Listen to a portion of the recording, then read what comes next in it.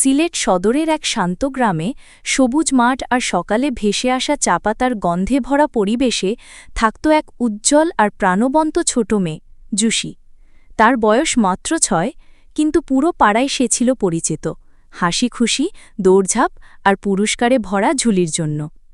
সে পড়ত scholars home মাজারটিলা কলেজের KG 2 ক্লাসে। বই রংতুলিতে ভরা স্কুলের দিনগুলো ছিল জুসির জীবনের শুরু। শিক্ষিকারা তাকে ভালোবাসত, কারণ সে শুধু মেধাবীই নয়, খুবই মিষ্টি আর যত্নশীল ছিল। তবে জুসিকে সবার থেকে আলাদা করেছিল একটা জিনিস, তার স্বপ্ন। প্রতিদিন পড়াশোনার শেষে রাতের বেলা মায়ের পাশে বসে জুসি বলত, মা, আমি একদিন ডাক্তার হব। তার কণ্ঠ ছোট ছিল, কিন্তু স্বপ্নটা ছিল অনেক বড়। তার মা মাথায় হাত বুলিয়ে বলতেন, তুই অবশ্যই হবি মা। বয়সের সাথে সাথে জুসির স্বপ্নটা আরও বড় হয়ে উঠল। সে শুধু মুখে বলত না, কাজে দেখাত। পুতুলদের সে ব্যান্ডেজ করত, খেলনার স্টেথোস্কোপ দিয়ে ছোট ভাইয়ের বুক শুনত, আর পরিবারের সদস্যদের জন্য রোগীর প্রেসক্রিপশন লিখে ফেলত। সহপাঠীরা খেলাধুলা করত, আর জুসি খেলত হাসপাতাল।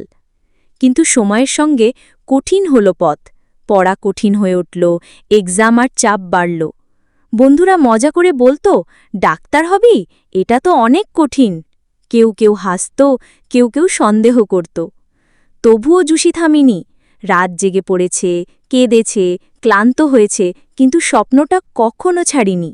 তার পড়ার টেবিলে একটা ছোট ছবি ছিল, স্কলার্স হোম কেজি 2 ক্লাসের ছবি।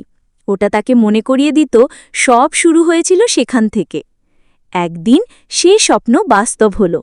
সাদা অ্যাপ্রন গায়ে জড়ালো, গলায় ঝুলল আসল স্টেথোস্কোপ, আইডি কার্ডে লেখা থাকল ডাক্তার জুসি রহমান।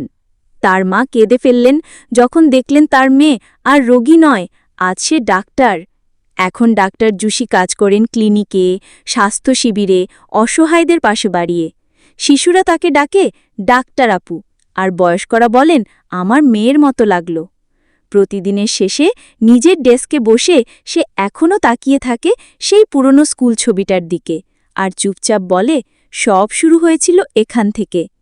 কারণ একটি ছোট শহরের একটি ছোট মেয়েও একদিন বিশ্বকে বদলে দিতে পারে, যদি তার স্বপ্নটা থাকে সত্যি আর মনটা থাকে সাহসী।